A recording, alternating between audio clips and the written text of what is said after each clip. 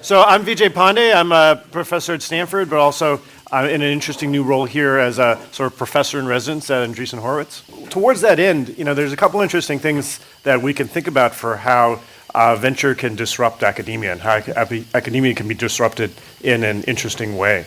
And so one way that we talked about is related to Bill Janeway's hypothesis that investing, especially long-term basic science investing over decades, is really what's responsible for the success that we see in IT.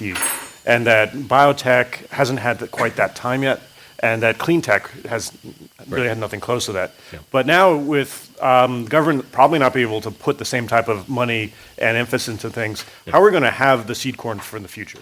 Yeah, so this is, for those of you who haven't read Bill, so Bill Janeway is a venture capitalist and actually a PhD in economics who studied from a student of Keynes, and so he's kind of straight in the Oxford sort of lineage of economics. So he's both a practitioner and academic, and his book is called Doing Capitalism, and it's probably the best single book on the theory of venture capital that I think came out last year. It's one of those books came out from Academic Press, and so it's got like a terribly ugly cover and like no marketing, and so nobody's heard of it, but it's it's an absolutely outstanding book. And so, yeah, what he basically observes, he says, look, venture capital has tried to engage in all these categories. IT has been a huge success. It turns out 4 decades of federal R&D money preceded venture capital success in IT. Biotech has been a moderate success, 2 decades of federal R&D money. And then everything else has just been a train wreck, with clean tech being the most recent train wreck. And he says, look, there was no federal research funding. Right, the federal government went straight to industry subsidies without passing through R&D. And so consequently, there was there was nothing to draw on. There was not enough science to draw on. And so he kind of makes the sort of interesting, profound, potentially disturbing statement of, if you want to think about the future of entrepreneurial capitalism and venture capital and startups, look where the federal R&D money is, and then basically invest behind that between 20 and 40 years. Which also, by the way, goes to something I've observed. I completely agree. Somebody earlier said that, such a William Gibson quote, that the future is here, it's just not widely distributed yet. Yeah. I am just continuously struck by the number of times the hot new innovation that we see, or the hot new innovation that becomes, this huge thing, is something that was running, virtually invariably was running in a research lab 20 years earlier.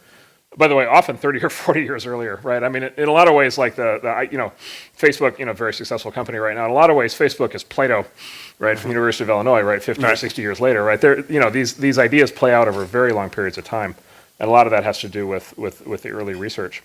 So the bad news is, right, to the extent that the research funding is not what it should be, and I think it's imperative on all of us in industry, to try to push for as much basic research funding as possible, because that clearly is the key.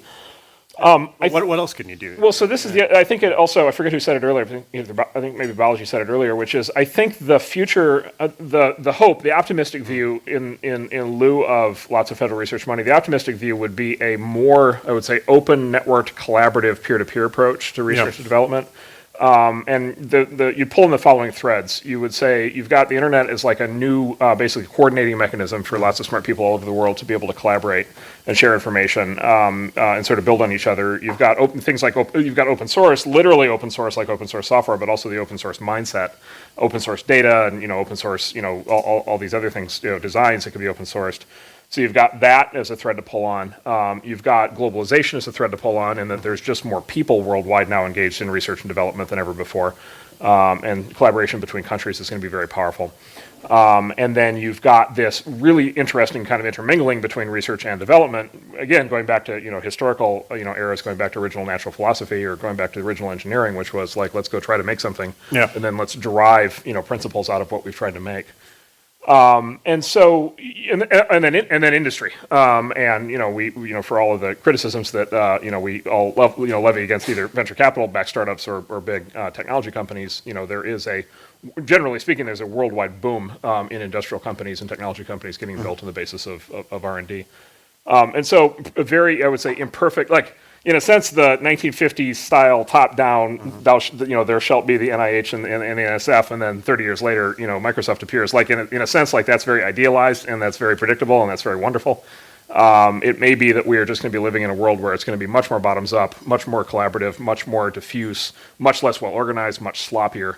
Yeah. Maybe, by the way, more dynamic, maybe more creative, maybe more intermingling between disciplines. Yeah. What do you think of this crazy idea? So let's say, a VC firm wanted to put in $50 million in terms of $51 million seed funds. Right. And maybe with a relatively low valuation because it's very early stage. So it's something that you normally would stay away from, science projects. Right. But at that sort of small stage, seed stage, you could actually see. And actually, if you had a big enough valuation, it'd be worth for you later on. Do you see yourself doing that, or what's the issue with that? Maybe there's just all the bandwidth to facilitate that. So we do some of that, and actually I would say in the Valley, Coastal Ventures probably is Yeah. the most advanced on this. Exactly, Which is yeah. They actually call them science experiments. Exactly. Which is but by the way, the terms are like literally like they'll invest $1 million at a $1 million pre-money valuation. Like One-on-one or one-on-one. Really? Yeah. So like you have to So that makes 1-on-2 pretty good. 1-on-2 looks great. Yeah, exactly. We might even offer 1-on-3. There is a little bit of that. I guess the counter argument on that would be that there is a difference between science and technology. There is a difference between research and development. It's not clear that research benefits from having any short-term commercial. Yeah. In fact, research is probably compromised by having short-term financial incentives. The other lever that I think you can pull, if the question ultimately is how to get if the question is how to get $50 million into, sort of from the venture capital ecosystem into research, the lever that you probably pull instead, I think, is philanthropy. Yeah. And I think this is the other part of the system that's working better now than before. And I think there is going to be, I think this will maybe be the big upside surprise in the next 20 or 30 years. The bow wave of philanthropy coming out of the high-tech community and coming out of high-tech founders and CEOs and people who have been successful in these companies going straight back into universities. I mean, right now it's staggering. Like you walk through the Stanford campus and the Yang Center and you just see all the buildings and it's mind-boggling. Actually, this week or next week is the unveiling of Ram Shriram, who was an angel investor in Google, just funded a new biomedical research institute. So there already is like Tom Siebel at University of Illinois has played this huge role. My father-in-law actually at Stanford has played this huge role. And so there is a lot. I think you could see 10 times, 100 times the amount of philanthropy from industry and from successes in industry flowing back into universities. And I suspect that might be the real lever. By the way, that goes to something that somebody mentioned this morning, which is in my view, the enlightened universities that really think strategically about things like spin-offs and students and professors taking leave and so forth are the ones who realize that the long game here is probably philanthropy. As contrasted to university venture capital, or as contrasted to patent licensing or whatever it is. Yeah, well, and I think Stanford certainly sees it that way from what I've seen, especially since this ability to go back and forth is something that is not looked down upon, but it's something that is actually a real flexibility. Right. So one other question I think that about is that if you think about academia, there's this large spectrum of people we could talk about. We could talk about the undergrads, the grad students, the junior faculty, and senior faculty. And while senior faculty are probably the most interesting to talk about, actually the undergrads are very interesting to talk about. I mean, could you imagine, let's say, put yourself as a first-year undergrad, like what would you want to be doing? Oh, so I think about this a fair amount. We try to think about this to kind of think about what we should be investing in. So I would definitely be computer science. For the last 10 years, I've thought it would be some sort of combination of computer science and biomedicine. So it would be something, and I don't know enough about biology to really know exactly where I would go, but I would look for wherever the heat is at the intersection. But so why biology? I just think there is so much. I think software and big data is going to be such an enormous lever to be used on affecting human health in the future. And we're making a whole series of investments against that, but I just think that we're at the very, very beginning of the intersection of those two fields. Yes. And the outcomes in people's lives, whether it's personalized medicine or new kinds of medical devices or sort of different forms of human augmentation, are just going to be really breathtaking. That'd be one. The other one more recently though is I think if I were 18, I would very tempted to go headlong into cryptocurrency and into distributed systems. Yes. Because I think that there's the potential. I think if we were to create the internet today, I think we would do it completely different. I think we would have it be completely decentralized, and I think we would have cryptocurrency built in at the core, and I think it would be far more robust, and would have all kinds of interesting proproperties that it actually doesn't have so today. no more 404s. Yeah, well, for example. But like you build in the concept of monetization, so then you can do all the issues with resource allocation on the internet, starting with spam and going all the way through to things like quality of service. You'd have basically computer science meets economics would be a huge opportunity. So why not just start that now? Well, there's this the internet does kind of have the snowball rolling down the hill kind of thing going for it. So for all of its issues. I mean, and the answer is, by the way, we are to the best of our ability, we are, and there are a bunch of there's startups trying to recreate DNS. There's startups trying to recreate file storage, and I mean, even like, there's application of this even for things like countering censorship regimes. Yeah. Right. If you could do peer-to-peer routing, then all of a sudden Yeah. the Great Firewall of China doesn't matter so much. And so then there's more. You see more and more of these ideas popping up in startups now. Yeah. No, that sounds fantastic. I think it is exciting to see with undergrads being so excited about CS. Yeah. And it's becoming a dominant field. I think one of the things that's appealing, I think, is they see what entrepreneurial power you can have with a CS degree. But I was always very curious to see, too, how that could be broadened. So you talked about biology, and I can imagine science has been entrepreneurial. But so if you had to advise people for how to have entrepreneurial liberal arts, Right. let me tell you my motivation here, which is that, I think all of us have colleagues that look at computer science and see all the great things it's doing, and it's both exciting and maybe a little scary. And computer science is dominating in terms of undergrads and so on. And I don't think any of us want to see that other part of the university disappear. That's something we'd love to help. And I think the entrepreneurial aspect of computer science has been very powerful. So to give examples, so in social sciences, you can imagine computational social sciences becoming big, especially with big data. Right. And I've been trying to think, and so this is something where maybe not going to solve the problem over 30 seconds, Right. but trying to think about how we can sort of incorporate other aspects. And there's creative aspects in terms of art and dance and things like that I can imagine being part of it. But if we can find a way to sort of take the entrepreneurial spirit and apply it to other parts of the university, I think that could be disruptive in itself. Well, I think for sure we can bring computer science and science more broadly and math into more liberal arts fields. And but the arts alone, heavy music and movie, sort of having huge impact. And there's people doing very interesting work. I will tell you, I'm an unabashed bigot, and I probably have a lot of people won't argue with me in this room. Although this is a really good way to clear out a dinner party if you haven't tried it in about 10 minutes. There's two basic, I think, aspirational modes for universities, for being a university. Like one is sort of the classic life of the mind, kind of Alan Bloom, philosophy, science, or philosophy and liberal arts. The other, I think, engineering, learn how to make things. And my view, and I'm maybe a Midwestern farm boy, maybe we're just raised this way, but I think making things is what you do as your job, and then life of the mind is what you do for fun. There's this book that is coming out. This is it a Yale professor, Deresiewicz, is writing this book, and it's basically this book. It's gotten some heat on it. He's like the ultra left-wing alternative to Peter Thiel would be the way to think about it. And basically, it's a comprehensive condemnation of basically what he views as the usurping of the academy for anything other than the life of the mind. And it's this searing indictment of today's undergraduates for being too focused on professional success and being too focused on gaining practical skills and being too focused on learning how to make things. And I'm just I just think he's out of his mind. I just think he's completely crazy.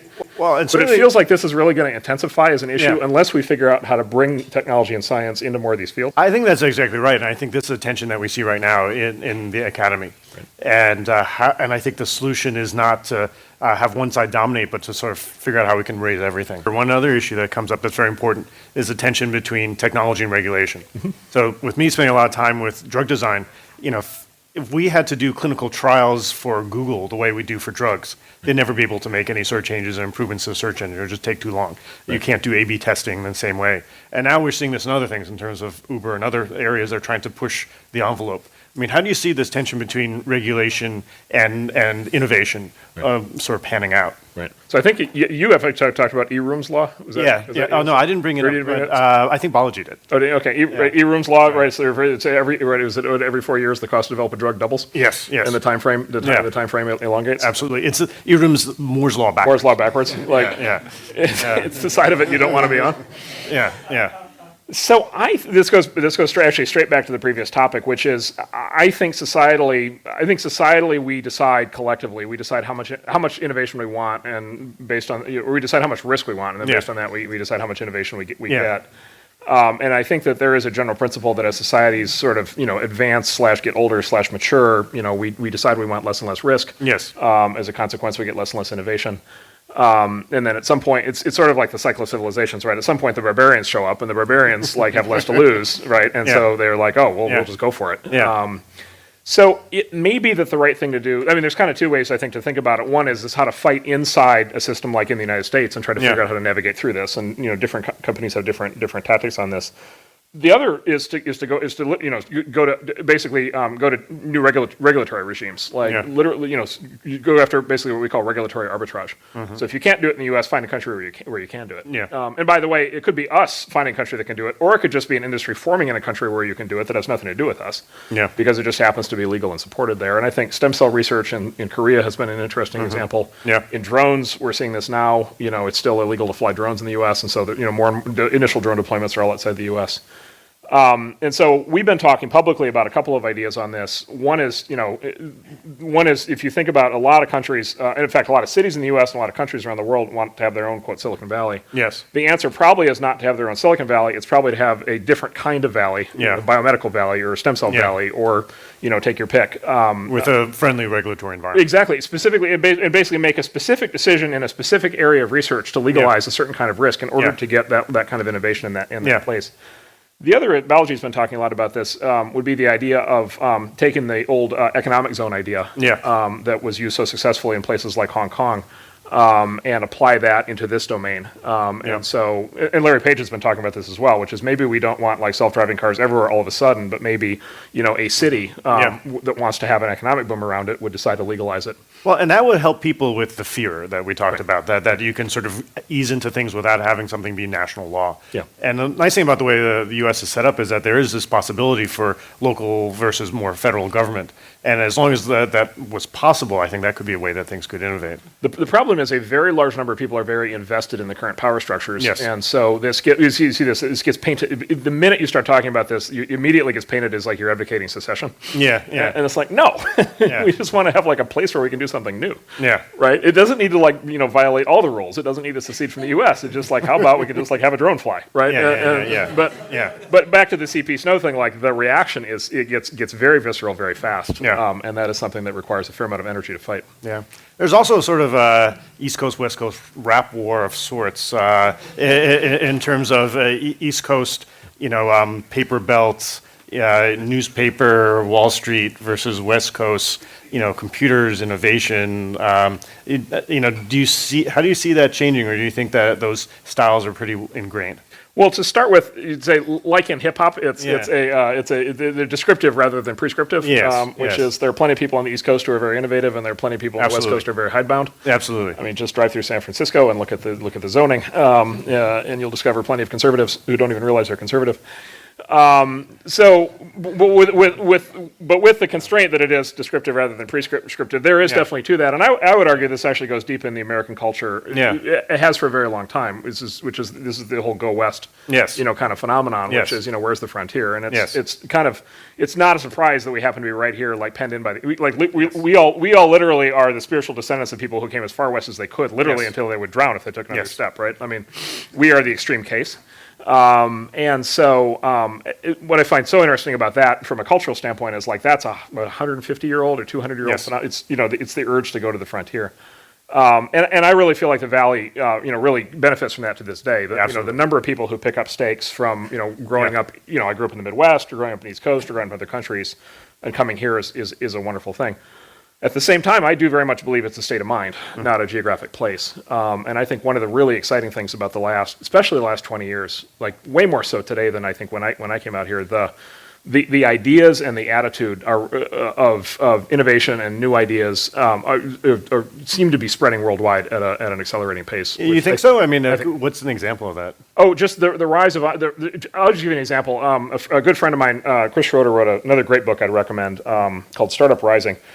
So he's a former internet CEO and State Department official who traveled around the Middle East for a year and a half and has friends in all these countries, Jordan and Egypt and all throughout Syria and all throughout wrote an entire book. It turns out there's an explosion of internet entrepreneurship happening all throughout the Middle East. Yeah. It's basically unknown, and his book goes through the whole thing.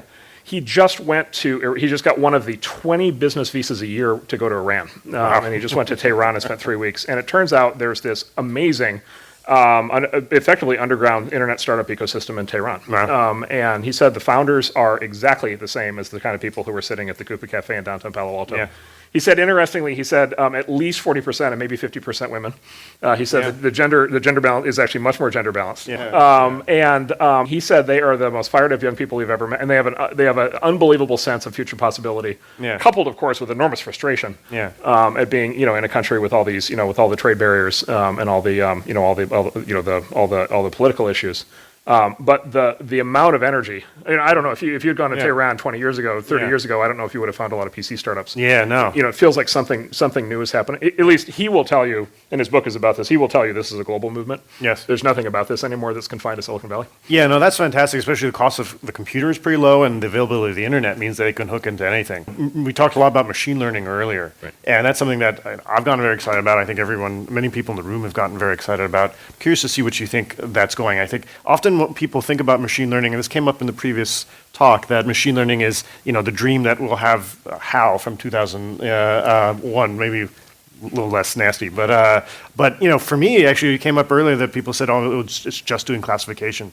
For me, classification is actually fantastic. If I can say, this is the drug I want to take, or this is the stock I want to invest, any of those things are really exciting. And so I see sort of machine learning being, just classification being exciting.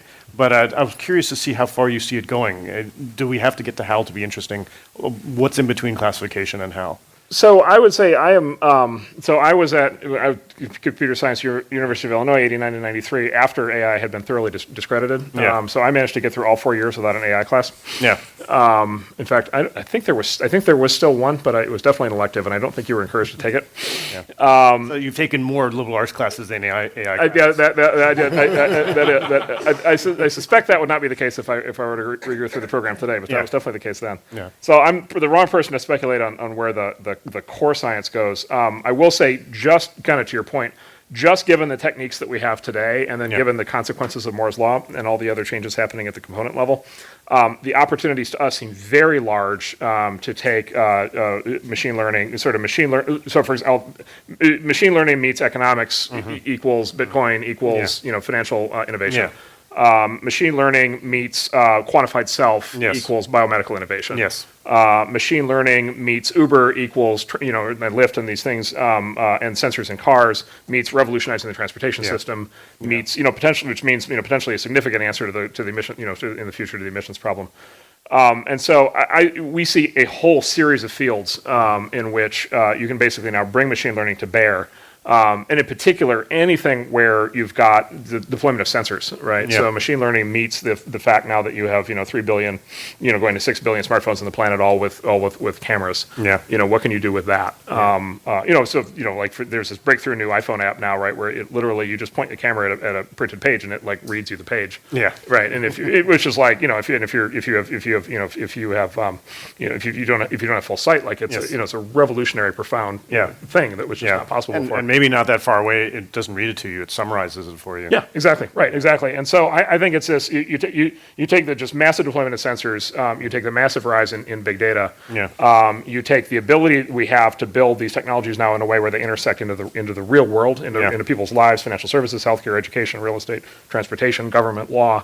And then you bring in machine learning on top of that. The sort of cumulative effect of bringing those factors together, those are new things. Like those combinations are new. Yeah. And we have the opportunity to build both products and companies that have never been even imagined before, even without more significant fundamental advances in machine learning. Yeah, absolutely. Well, I think we're out of time, so let's thank Mark one more time. Good, great. Thanks, everybody.